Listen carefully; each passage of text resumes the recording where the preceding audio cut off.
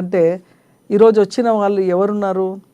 అసలు నాగార్జున గారు ఆయన ఇష్యూ మొన్న జరిగింది కాబట్టి వచ్చి కలిశారు. అల్లు అరవింద్ గారు ఇష్యూ ఉంది కాబట్టి కలిశారు. అక్కడ మాకు సంబంధించిన వరకు సమస్యలపైన చర్చించడానికి ఒక చిన్న నిర్మాతలు లేరు, అందులో ఇండస్ట్రీకి సంబంధించి ఫెడరేషన్ లేదు, అండ్ ఇంపార్టెంట్ అన్ని యూనియన్ల వీలు లేరు. ఏమైనా ఆ సంబంధించిన ఒక 10 మంది మాత్రమే వచ్చారు. అది కాదు సినిమా పరిశ్రమ అంటే చాలా పెద్దది. అందరినీ కలుపుకొని పోతేనే పరిశ్రమ. అంటే ప్రధానంగా ఇప్పుడు అల్లు అరవింద్ రావడం అంటే మీరు అన్నట్టు ఇష్యూ మీద వచ్చారు అనుకోవచ్చు. మిగతా ఇప్పుడు దిల్ రాజు గారి అధ్యక్షన జరిగింది కాబట్టి అందరూ ఒక తాటి మీదకి వచ్చి సీఎం గారితో డైరెక్ట్గా ఇంటరాక్ట్ అవ్వలేరు కాబట్టి వారి యొక్క సమస్యలను కానీ లేదంటే ప్రభుత్వం ఏవైతే సూచనలు చేస్తుందో వాటిని మాట్లాడటానికి కానీ రేట్లు పెంచాలి, బెనిఫిట్ షో అని వచ్చిరు వాళ్ళు అని సీఎం గారు ఆల్రెడీ అసెంబ్లీలో చెప్పారు. నేనున్నంత వరకు పెంచేది లేదు అని. ఇది Telangana film chamber, Andhra film chamber, exhibitor association already మొన్న వాళ్ళు అభినందించారు. మేము కూడా ఎన్నో రోజుల నుంచి కోరుతున్నాం, చిన్న నిర్మాతలు. ఎందుకు అంటే దానివల్ల ఏమవుతుందంటే 1000 రూపాయల టికెట్ 500 టికెట్ చేయడం వల్ల ఒక సామాన్యుడు ఎక్కువ వరకు సినిమా చూసేది సామాన్యుడు. ఈ సామాన్యుడు అతనికి వచ్చే 20,000 శాలరీలో ఓ 5,000 రూపాయలు అతని ఫ్యామిలీతో వెళ్ళి ఆ సినిమాకి పోయిన తర్వాత మళ్ళీ వేరే సినిమా చూడలేడు. ఇకపోతే ఈరోజు ఫ్రైడే టు సండేనే సినిమా, 3 రోజులు సినిమా అనుకునే రోజులు వచ్చాయి. సో అలాంటి పరిస్థితి కాకుండా థియేటర్ రేట్లు పెంచకుండా నెంబర్ ఆఫ్ పర్సన్స్ సినిమా చూసే విధానంగా ఉంటే మాత్రం డెఫినెట్గా 15 రోజులు 20 రోజులు సినిమా థియేటర్లో సినిమా ఉంటుంది. సినిమా కార్మికులు, థియేటర్ల కార్మికులు బాగుపడతారు, వాళ్ళకు పని దొరుకుతుంది. గోల్డెన్ డేస్ అన్ని పాత రోజుల్లాగా కొంత వెళితే బాగుంటుందని మీరు అంటున్నారు. బట్ ఈ ఓటీటీ ప్లాట్ఫామ్స్ వచ్చేసిన తర్వాత మరి సినిమా బిజినెస్ అయిపోయిన తర్వాత ఓటీటీ ప్లాట్ఫామ్కి అమ్ముకోవటం ప్రొడ్యూసర్ అనేది కామన్ అయిపోయిన ఈ నేపథ్యంలో మరి సినిమా ఓటీటీలో అంటే వాళ్ళు ఎప్పుడో నెల రోజుల తర్వాత సినిమా అంటే వాళ్ళు వీళ్ళకి మంచి ఫిగర్ ఇచ్చే అవకాశం ఉండదు, అమౌంట్ ఇచ్చే అవకాశం ఉండదు. మరి ఈ నేపథ్యంలో జరిగే ఓటీటీకి కాకుండా థియేటర్లో 20-30 రోజులు ఆడే రోజులు కరెక్ట్గా జరిగే అవకాశం ఉంటాయండి. 20-30 రోజులు ఆడుతాయి. మొన్న అమరన్ కూడా ఆడింది 3-4 వీక్స్. అంటే మంచి సబ్జెక్టు, మంచి కథ, ప్రజలకు అందించే ఒక సందేశాత్మకంగా ఇలాంటి సినిమాలు తీస్తే డెఫినెట్గా ఆడుతుంది. మనం హైప్ చేసి 2 రోజుల్లోనే 3 రోజుల్లోనే ప్రజల నుంచి డబ్బు లాక్కోవాలని, సో దీంతో తర్వాత థియేటర్లు నడవక లాస్ట్ 3-4 మంత్స్ బ్యాక్ 2-3 నెలలు థియేటర్లు బంద్ చేసేసారు. థియేటర్లు నడవలేని పరిస్థితి వచ్చేసింది. సో కారణం ఏంటంటే పెద్ద సినిమా వచ్చినప్పుడు ఆ 2-3 రోజుల్లోనే ఆ 1000 కోట్లు లాగాలి.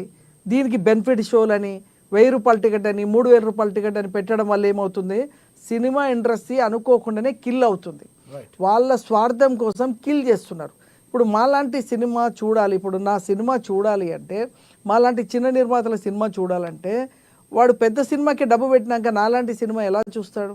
చూడలేడు. చిన్న సినిమాలు బతికితేనే సినిమా ఇండస్ట్రీ బాగుంటుంది. ఈ రోజు నేను ఎగ్జాంపుల్ చెప్తానండి. లాస్ట్ ఇయర్ 525 సినిమాలు సెన్సార్ అయితే అందులో కేవలం 30 నుంచి 40 సినిమాలు మాత్రమే పెద్దది రెండో లెవెల్.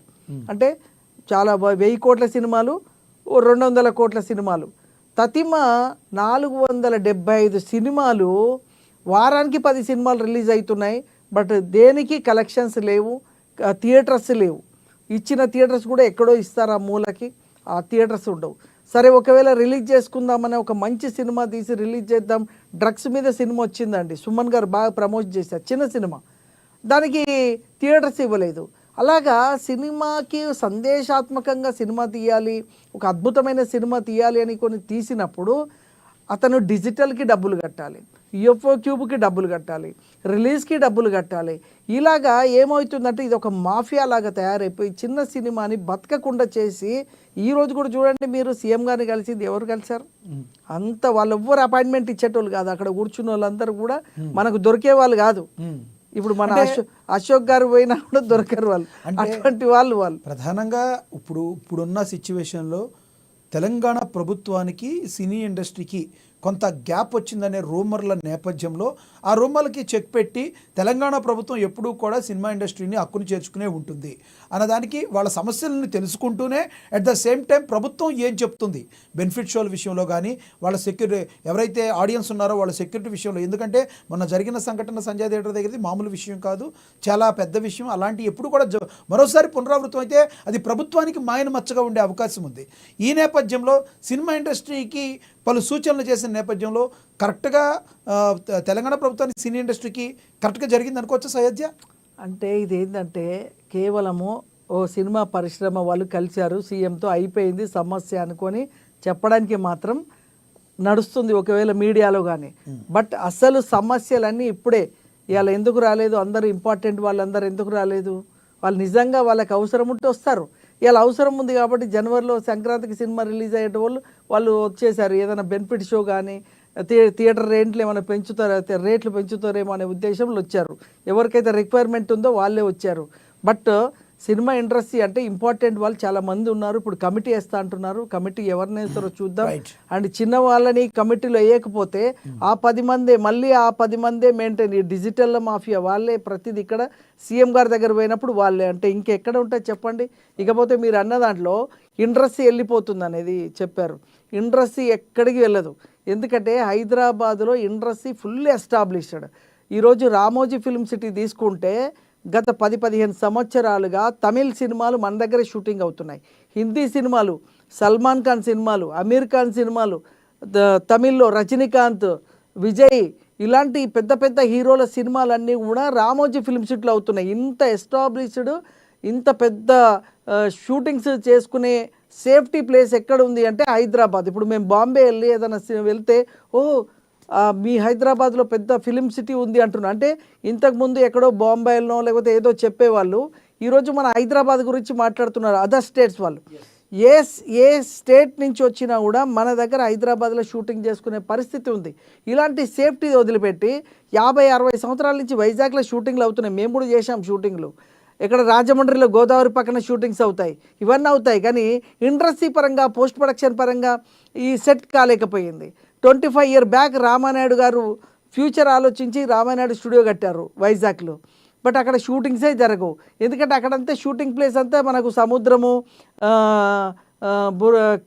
కేవ్స్ అని రకరకాల అద్భుతమైన లైవ్ లొకేషన్లు ఉన్నాయి అక్కడ. ఆ లైవ్ లొకేషన్లు వదిలేసి స్టూడియోలో చేసే అంత అవసరం ఉండదు ఎవరికైనా, ఎందుకంటే అన్ని ప్రతిదీ కూడా అందమైన లొకేషన్లు. సో అలాంటి లొకేషన్స్ని వదిలేసి ఆ స్టూడియోలో ఎవరు షూటింగ్ నేను కూడా 3 times వెళ్ళినప్పుడు ఆ షూటింగ్స్ ఏం లేవు అక్కడ. అదే మన హైదరాబాద్లో ఏంటంటే ఇంకా ఇక్కడ పక్కన ప్లేసెస్ ఇమ్మీడియట్లీ వెళ్ళాలంటే కష్టం, చాలా లాంగ్. కాబట్టి స్టూడియోలోనే చేసుకుంటే సేఫ్టీ అనే ఉద్దేశంలో ఇక్కడ షూటింగ్ చేయడం అండ్ పోస్ట్ ప్రొడక్షన్ సంబంధించిన ఎస్టాబ్లిష్మెంట్ అయిపోయి